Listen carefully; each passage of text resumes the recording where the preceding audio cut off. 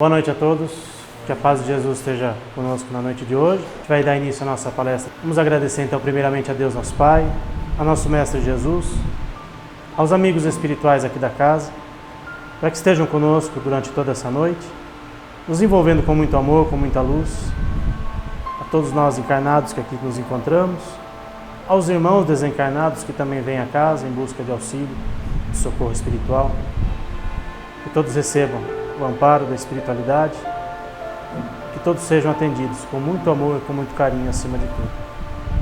Iniciando a nossa palestra da noite de hoje, com a prece que Jesus nos ensinou. Pai nosso, que estais nos céus, santificado seja o vosso nome. Venha a nós, em vosso reino, seja feita a vossa vontade, assim na terra como nos céus. O pão nosso de cada dia nos dai hoje. Perdoai as nossas ofensas, assim como nós perdoamos a quem nos tem ofendido. E não nos deixeis cair em tentação, mas livrai-nos de todo mal, que assim seja, graças a Deus. Então, hoje nós vamos falar sobre orai e vigiai. Acho que todo mundo já, em algum momento, já ouviu esse termo dentro da Bíblia, dentro do próprio Espiritismo. No nosso dia a dia, a gente ouve muito isso. E vamos refletir um pouquinho a respeito desse orar e vigiar que a gente tanto ouve e que é tão necessário para o nosso dia a dia, é tão necessário a gente ter essa preocupação realmente de vigiar os nossos pensamentos, de vigiar as nossas atitudes. Então vamos entender primeiro o que é orar e vigiar. Manter-se em oração, em comunhão com Deus, constantemente. 24 horas por dia, 7 dias por semana. A gente não precisa ter um momento específico para a gente fazer oração. A gente às vezes pensa que eu preciso ir na casa espírita ou numa igreja, seja lá onde for, e somente lá é que eu posso fazer as minhas orações. Não, eu posso fazer isso na minha casa, eu posso colocar dentro da minha casa a luz de Deus através do Evangelho no lar, que é algo fantástico, é uma prática que é mais os espíritas que recomendam, mas que qualquer religião poderia e deveria fazer. Então, estar em comunhão com Deus independe do local. A gente passou recentemente um período tão difícil da pandemia, em que a grande maioria dos templos religiosos estavam fechados. E aí? Não vou fazer as minhas orações? Pelo fato do templo religioso estar fechado, eu não tenho condições de fazer uma oração a Deus? Nesse momento que a gente intensificou ainda mais a nossa fé, eu pelo menos vejo dessa forma. Fazer as nossas orações em casa, entrar em comunhão com Deus na nossa casa, é algo fantástico que todos nós podemos fazer. É claro que um ambiente como o nosso aqui, uma casa espírita, existe todo um preparo dos amigos espirituais e toda a parte do outro lado da vida que nos prepara, que prepara o ambiente. Aqui onde a gente recarrega, sim, as nossas baterias. No nosso lar a gente apenas acende um foco de luz, mas um foco de luz importantíssimo e que todos nós temos que fazer no nosso dia a dia. A gente tem que deixar essa luz sempre acesa. E para recarregar, digamos, a nossa bateria completa, aí a gente vem na casa espírita, onde existe aí todo um preparo para isso. Mas podemos também fazer as nossas orações, aliás, devemos fazer as nossas orações também na nossa casa. E aí tem um trecho bem interessante aqui do Evangelho de Mateus, que está lá no Evangelho segundo o Espiritismo, em que ilustra isso que eu acabei de dizer. A gente não precisa exatamente de um local para fazer as nossas orações, e mais do que isso, a gente não precisa ser uma oração longa, uma oração, com muitas palavras. Às vezes uma pequena oração, muito obrigado, sincero a Deus, é o que basta para a gente. Tem pessoas que às vezes quer rezar um terço inteiro, quer fazer todos os tipos de orações possíveis, porque acha que só assim vai entrar em comunhão com Deus. Não, aqui nessa passagem do Evangelho a gente ilustra muito bem isso. Um local tranquilo, um local adequado para fazer as nossas orações. Recentemente a gente passou pelas festas de fim de ano, Natal, final de ano, e às vezes a gente vai comer, principalmente no Natal, em que é uma celebração do nascimento de Jesus, às vezes a gente vai na casa de um parente, de um amigo, que não necessariamente tem uma religiosidade, e às vezes a pessoa está lá só celebrando e se esquece do real motivo do Natal.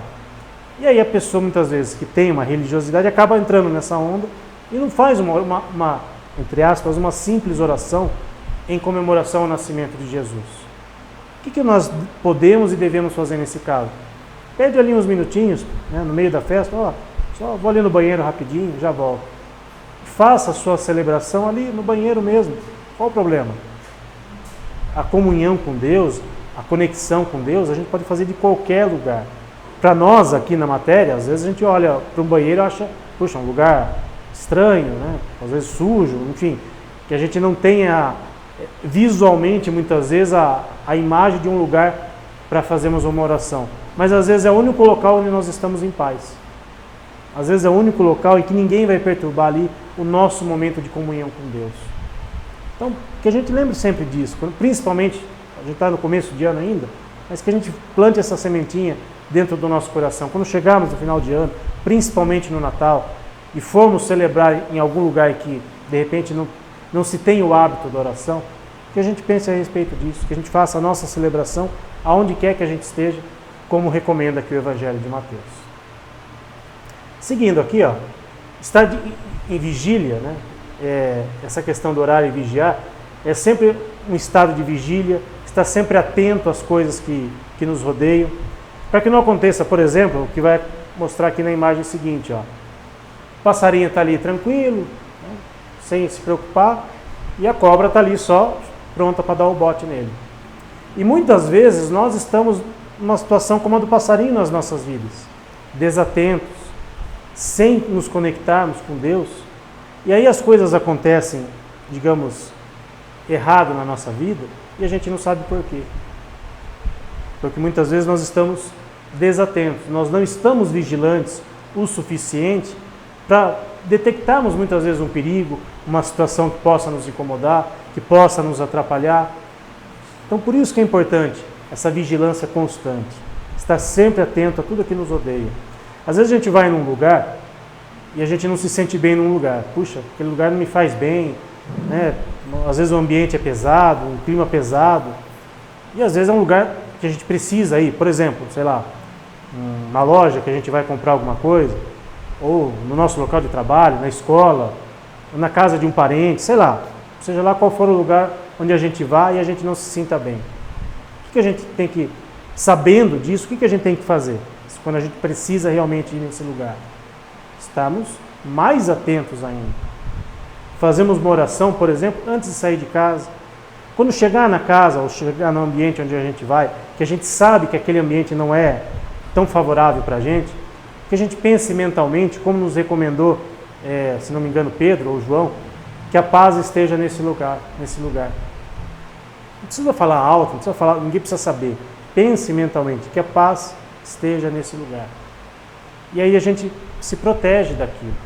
A energia do ambiente pode ser a mais negativa possível, mas aquilo não vai me atrapalhar, aquilo não vai interferir no meu estado de espírito. E isso é importantíssimo a gente fazer. É algo que a gente precisa fazer constantemente. Porque quando a gente sabe que a gente vai num lugar que não nos é agradável, a gente está mais atento. E quando a gente vai num lugar que a gente não sabe, aí a gente chega no lugar, não está atento, não está vigilante, absorve muitas vezes a energia daquele ambiente e a gente se sente mal e não sabe por quê. Porque muitas vezes a gente entrou na mesma sintonia daquele ambiente. Às vezes vai participar de uma roda de conversa que não é, digamos, das mais salutares, das mais edificantes, e a gente acaba se envolvendo naquilo e aquilo nos faz mal. Aí a gente volta para casa com dor de cabeça, com náusea, com uma série de coisas. Puxa, por que será que eu estou assim? Aí se entope de remédio, muitas vezes não resolve, e às vezes não vai buscar a causa daquilo, da nossa falta de vigilância. Então que essa imagem aqui, ela fique bem gravada na nossa memória. No caso aqui, a cobra está apenas agindo pelo instinto dela, tá? Ela precisa se alimentar. O passarinho estava lá dando sopa, ganhou uma refeição. Então que a gente não seja, entre aspas, espiritualmente falando, a refeição, muitas vezes, de um irmão menos esclarecido que quer nos perturbar. E aí, muitas vezes, a gente coloca a culpa nesse irmão menos esclarecido. As coisas não dão certo na minha vida porque deve ter um obsessor me atrapalhando. Realmente, às vezes, pode ter. Só que, muitas dessas vezes, nós demos a primeira brecha. nós demos o primeiro passo para que aquele irmão menos esclarecido se achegasse e se afinizasse com os nossos pensamentos. Pela nossa falta de vigilância, pela nossa falta de conexão com o plano maior, com o nosso anjo de guarda, com o nosso amigo espiritual, que está sempre ao nosso lado, disposto a nos ajudar, desde que a gente se deixe ajudar, né? Separei aqui um exemplo que eu gosto muito de citar, o exemplo do André Luiz, do filme Nosso Lar. Aliás, 25 de janeiro de 2024, estreia nos cinemas o filme Nosso Lar 2. Importantíssimo nós, espíritas ou simpatizantes da doutrina espírita, lotarmos as salas de cinema. Por quê? A gente não reclama às vezes, puxa, só tem filme porcaria, não tem nada que preste. Para que mais filmes de qualidade, como é no caso do Nosso Lar, sejam produzidos, precisa que tenha uma boa bilheteria no cinema. Então que a gente deixe aquela preguiça de lado, vou esperar sair na televisão, vou esperar sair no stream. Não, vamos ao cinema, vamos prestigiar o cinema espírita. É importantíssimo para que mais filmes sejam produzidos. Inclusive o próprio diretor do filme já tem a intenção de fazer pelo menos mais 2 ou 3 filmes da mesma série do livro Nosso Lar. Só que para que ele possa fazer, precisa ter uma boa bilheteria, precisa ter procura. Muitas vezes a gente vai na sala de cinema, um filme espírita, está lá, 2, 3 gatos pingados. Muito triste isso. Aí fica uma semana em cartaz, porque ninguém foi assistir, aí sai de circulação. Puxa, não consegui assistir, não sei o quê. Enfim.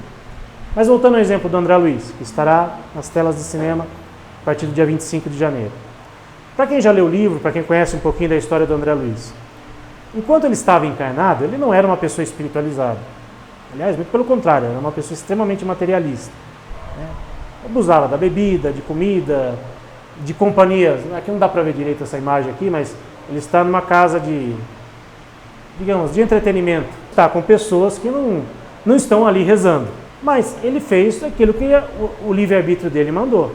E viveu a vida do jeito que ele resolveu viver. Qual foi a consequência quando ele desencarnou? Para quem já leu o livro, para quem assistiu o primeiro filme do Nosso Lar. Foi parar no umbral, no lodo. Essa é uma das primeiras imagens do filme Nosso Lar. Aí quando a gente assiste o filme, Deus me livre para o umbral, não quero que isso aconteça comigo, pelo amor de Deus, né? Quero ir direto para o Nosso Lar. Por que ele foi para o umbral? Porque ele teve uma vida desregrada. Não foi nem um pouco espiritualizado, de jeito nenhum se conectou com Deus, estava sempre em vigilante. Isso pode acontecer com todos nós? Muito mais do que a gente imagina. Então que a gente pegue o exemplo do André Luiz, o exemplo positivo da vida dele, e que a gente não faça igual. Separei aqui um trechinho do livro Nosso Lar, capítulo 2, em que ele conta o momento em que ele teve o deslumbre que ele precisava de ajuda. Quando as energias me faltaram, quando me senti absolutamente colado ao lodo da terra, sem forças para me reerguer, pedi ao Supremo Autor da natureza que me estendesse mãos paternais em tão amargurosa emergência. Quanto tempo durou a rogativa? Quantas horas consagrei à súplica de mãos postas, imitando a criança aflita? Apenas sei que a chuva das lágrimas me lavou o rosto, que todos os meus sentimentos se concentraram na prece dolorosa. É preciso haver sofrido muito para entender todas as misteriosas belezas da oração. Ele ficou 8 anos no umbral, segundo o relato do livro Nosso Lar. E mesmo quando ele fez a oração pedindo ajuda, ele não foi atendido imediatamente. Deus foi injusto com ele? Não. Mas ele precisou passar por aquele momento, precisou entender que ele realmente precisava se conectar com Deus para receber ajuda. E a ajuda não faltava. A mãe dele estava sempre por perto, tentando ajudá-lo, mas ele ainda não estava conectado, ele ainda não estava disposto a receber ajuda. Aquela senhorinha que ele atendia com tão mau gosto lá na clínica dele, que ele era médico, também rezava por ele. Agora, a mulher e os filhos, ele morreu e sequer lembravam dele. E ele queria, depois que ele foi resgatado, estava lá no Nosso Lar, porque queria visitar a casa dele, porque ele sentia saudade. E quando ele chegou aqui, ele percebeu que ninguém sequer lembrava dele. Uma das filhas dele até lembrava, mas de uma forma meio distante. Então, o exemplo do André Luiz eu acho fantástico para as nossas vidas. Porque muitos de nós estamos na mesma situação que a dele, agindo de forma desregrada no nosso dia a dia, não se espiritualizando. Ah, mas eu vou no centro, eu recebo passe, assisto palestra, ou às vezes eu assisto palestra, durmo um pouquinho na palestra, assisto metade, enfim. Só isso não basta. A gente precisa, toda vez que a gente vir na casa espírita, ouvir alguém aqui falar alguma coisa, que a gente interiorize isso dentro da gente e que, na medida do possível, a gente coloque em prática. Senão não adianta nada. Pode vir Jesus Cristo aqui fazer uma palestra, se a gente não estiver disposto a realmente ouvir e praticar, não vai resolver muita coisa. Então o exemplo, e o André Luiz é um exemplo mais palpável para a gente, daquilo que a gente não deve fazer. Quando a gente sentir que não estamos partindo para um caminho legal, opa, peraí, para, respira, reflete, pede ajuda quando for necessário, não é vergonha nenhuma pedir ajuda, porque às vezes sozinho a gente não dá conta das coisas.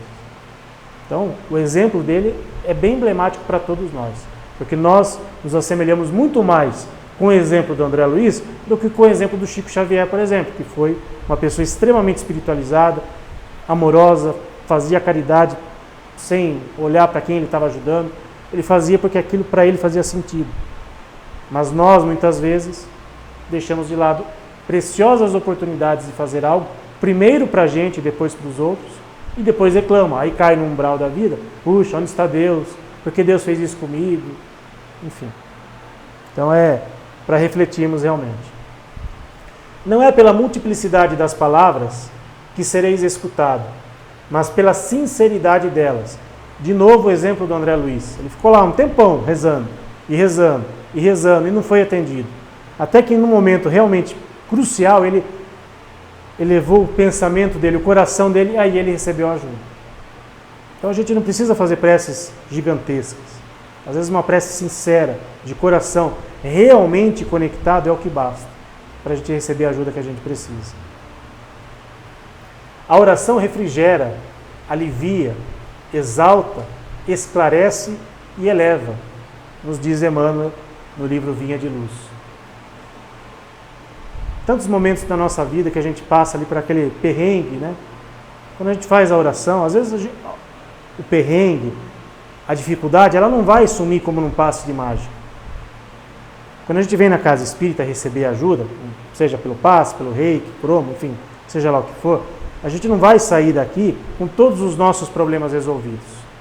Mas a gente vai ter aquele ânimo, aquela calma necessária para a gente elevar o nosso padrão vibratório. Opa, agora eu vou seguir em frente. Agora eu vou à luta. Às vezes é o que... sabe quando o nosso celular está lá descarregado, está lá apitando, a gente não consegue direito usar todas as funções dele? É mais ou menos assim com a gente. Às vezes a nossa bateria está descarregada, a gente precisa dar uma carga maior para seguir em frente. E isso muitas vezes a gente consegue aqui na casa espírita. Mas repito, podemos conseguir isso dentro da nossa casa também, dentro do nosso lar terreno. A oração irá te renovar para a obra do Senhor dia a dia, sem que tu mesmo possas perceber. Quando a gente cria esse hábito da oração, quando a gente perceber, opa, as coisas começam a dar certo sem a gente perceber. Agora, quando a gente fica naquela negatividade, puxa, nada dá certo, tudo conspira contra mim, ó vida, ó céus, ó azar, aí a coisa fica complicada. Então a gente precisa criar esse hábito, para que as coisas aconteçam, muitas vezes, sem a gente perceber. E aí a gente, quando a gente não está devidamente espiritualizado, muitas vezes a gente diz, puxa, que sorte que eu tive. Quando muitas vezes é ali a nossa conexão com Deus, com Jesus, com o nosso anjo de guarda, que proporcionou aquela sorte na nossa vida. E a gente precisa também ser grato. Quando recebemos um benefício, quando recebemos uma ajuda, reconhecemos a ajuda que a gente está recebendo. E saber que sempre somos ajudados. E não colocar na sorte ou no azar da vida. Voltando a falar do orar e do vigiar, quando a Bíblia diz orar e vigiar, não é a vida dos outros, é a nossa vida, é a vigilância das nossas atitudes, dos nossos pensamentos. Tá? Isso é importante. Ali no Evangelho segundo o Espiritismo, olha a recomendação. Se tiver alguma coisa contra alguém, perdoai-lhe, pois a prece não pode ser agradável a Deus se não parte de um coração purificado de todo sentimento contrário à caridade. Quando eu estou preocupado com a vida dos outros, quando eu estou preocupado muitas vezes em vibrar negativamente contra alguém, a minha prece vai ter eficácia? Às vezes a gente pode só verbalizar, mas o nosso coração realmente está em prece? Está conectado com Deus, com as coisas boas? Eu sei que é difícil, às vezes, a gente, como diz uma passagem bíblica, perdoar 70 vezes 7. Nós ainda não temos essa capacidade, a grande maioria de nós. Por isso estamos ainda morando no mundo de provas e expiações como é a Terra. Mas que pelo menos no momento da oração, que a gente esqueça, ou procure esquecer momentaneamente as raivas, os desentendimentos, a má conduta que muitas vezes a gente tem com alguém, e que a gente realmente nos doe nesse momento. E, na medida do possível, rezarmos por aqueles que nós não gostamos ou que não gostam da gente. Mas aí, se a gente conseguir pelo menos rezar pela pessoa, já é um grande passo que a gente dá. Se a gente não consegue ainda perdoar, que é a recomendação do Evangelho de Jesus, que pelo menos a gente reze pela pessoa. Ou que pelo menos a gente reze para que aquela situação, aquela vibração que acabou se formando ao redor daquela pessoa, que essa situação seja pelo menos mais leve. Porque muitas vezes a gente tem que conviver com uma pessoa que a gente não gosta, seja no trabalho, na escola, na vida social, e aí se torna mais difícil. Então que a gente, de novo, tinha um palestrante, um companheiro nosso, dizia uma frase que eu gosto bastante. Na medida do suportável de cada um de nós, que cada um sabe até onde vai, qual é o seu limite. Que cada um pense a respeito, puxa, eu consigo ir até ali, mais do que isso eu ainda não consigo. Mas que pelo menos através da prece a gente tente dar alguns passinhos a mais. E quando a gente firma o nosso propósito, a gente consegue. Repito, às vezes sozinho a gente não consegue, mas com a ajuda necessária, com o esclarecimento, através da doutrina espírita, por exemplo, a gente vai criando uma aura ao nosso redor, uma energia positiva ao nosso redor, e que vai nos ajudar. E muito, a gente sair dessa onda vibratória que a gente mesmo se envolveu. Né? Lá na Gênese de Kardec, olha só, a elevação mental e a sintonia do pensamento. Os maus pensamentos corrompem os fluidos espirituais, como os miasmas deletérios corrompem o ar respirável. Aquilo que eu falei da gente ir num lugar que a gente não se sente bem, porque muitas vezes só está se vibrando negativamente e aí a gente absorve aquilo. Então, a gente não deve, primeiro, a gente deve se proteger quando vai num lugar como esse. E não se deixar envolver por um lugar como esse, com energias como essa, que só vão atrapalhar a nossa vida. Porque as pessoas, todos nós estamos vibrando 24 horas por dia, 7 dias por semana, coisas boas ou coisas não tão boas. Todos nós. A gente emite pensamentos. Os nossos pensamentos geram ondas vibratórias que ficam pelo ar, que ficam pelo ambiente, que ficam muitas vezes ao redor de todos nós, de todas as pessoas que estão ao nosso redor. Quanto mais coisas positivas a gente vibrar, aos poucos aquela nuvem densa, aquela névoa que nos prejudica, ela vai se dissipando. Mas depende muitas vezes do nosso esforço. Só que muitas vezes a gente não faz esforço nenhum, né? A gente espera que os outros façam. A gente espera vir à casa espírita e resolver todos os nossos problemas, porque aqui é um ambiente preparado, aqui é um ambiente de paz, de luz, de boas vibrações. Mas e quando a gente coloca o pé da porta do centro para fora? As energias lá fora, a gente não pode garantir. Aqui dentro, tenho certeza absoluta que os amigos espirituais preparam o ambiente para todos nós sairmos daqui melhores. Só que a gente precisa manter esses bons pensamentos o maior tempo possível, da porta do centro para fora. Quando voltarmos para a nossa casa, quando formos trabalhar, quando formos conviver com pessoas que a gente não gosta muito. É difícil fazer isso? Às vezes é. Requer um exercício, requer disciplina, mas principalmente empenho de todos nós. E é cada um que vai saber quanto consegue. Eu não posso fazer a parte que cabe ao outro. Posso fazer a minha parte. E às vezes a minha parte já é difícil. Então vamos tentar fazer esse exercício, todos nós, de elevarmos sempre o nosso pensamento e sempre vibrarmos positivamente aonde quer que a gente esteja. Para que a gente não se torne também um fardo na vida das pessoas. Da gente chegar num lugar, puxa, ó, chegou fulano ali, a energia dele não é boa. Influem os espíritos em nossos pensamentos e atos? Muito mais do que imaginamos. A tal ponto que eles muitas vezes nos dirigem. Eles nos influenciam positivamente e negativamente também. Não é só a parte negativa. Os amigos espirituais nos influenciam de forma positiva, desde que a gente permita. Agora, se a gente permitir que um espírito menos esclarecido perturbe a nossa vida, aí a gente vai colocar a culpa nele. Ah, a culpa é daquele espírito que veio me perturbar. E muitas vezes nós somos os responsáveis por isso, porque demos essa brecha, demos essa permissão para eles deixar influenciar os nossos pensamentos. Como distinguimos se um pensamento é de um bom espírito ou de um mau espírito? Usando o bom senso, o discernimento. Pensou algo que não é muito bom? Opa, isso aqui não me pertence. Isso aqui não vai agregar em nada na minha vida. Deixa de lado. Reforça a oração daí. O ambiente na minha casa não está legal? O evangelho no lar. Às vezes, mais de uma vez por semana, quando necessário.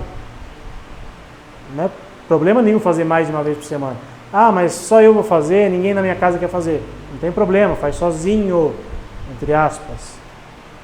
Porque sozinho a gente nunca está. Estais em guarda, vigiai incessantemente a porta do vosso coração, para que o inimigo não penetre.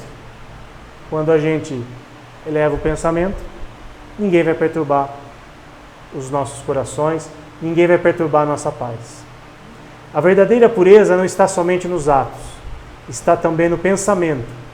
Aquele que tem puro coração sequer pensa no mal, não tem tempo para pensar no mal. Quando nós temos a constância de pensamentos positivos, é um exercício, é de cada um. Orar e vigiar então sem cessar, não deixe de orar nunca, mesmo quando você não ouvir a voz de Deus, Ele ainda ouve a sua voz. Que a gente nunca diga, Deus não está me ouvindo, Deus não está atendendo os meus pedidos. Deus sempre ouve os nossos pedidos. Às vezes nós não nos elevamos o suficiente para entender o momento que a gente está passando. Para finalizarmos, duas pequenas orações. Uma delas não é espírita, vem da sabedoria judaica, mas tem tudo a ver com o espiritismo. Vigie seus pensamentos, pois eles se tornarão suas palavras. Vigie as suas palavras, pois elas se tornarão seus atos. Vigie seus atos, pois eles se tornarão seus hábitos. Vigie seus hábitos, pois eles se tornarão o seu caráter. Vigie seu caráter, pois ele se tornará o seu destino. Vejam que tudo começou lá no pensamento. Naquele pensamento despretensioso que a gente teve, um mau pensamento. Olha só a bola de neve que ele vai se formando quando a gente não tem bons pensamentos. A gente pode ter um destino, muitas vezes não tão bom. Agora, se a gente quebrar logo no começo, aquele mau pensamento, aquela má ideia que a gente tem, consequentemente as coisas vão fluindo na nossa vida. Para encerrar, uma mensagem de Chico, um grande exemplo para todos nós. E eu já deixo essa mensagem como a nossa prece final, para já encerrarmos a nossa palestra de hoje. Senhor Jesus, que a Tua luz afaste do meu caminho as trevas que se projetam de mim, que a Tua inspiração me guie nas decisões que devo tomar para o dia de hoje. Que eu não seja instrumento do mal para ninguém. Que a Tua bondade me ensine a ser melhor e que o Teu perdão me incline à misericórdia para com os meus semelhantes. E que a gente leve para as nossas casas, para os nossos lares, para os nossos familiares, um pouquinho dessa luz e dessa paz que a gente recebeu aqui na noite de hoje. Muito obrigado pela presença de todos, que Jesus esteja presente nos lares e nos corações de todos vocês.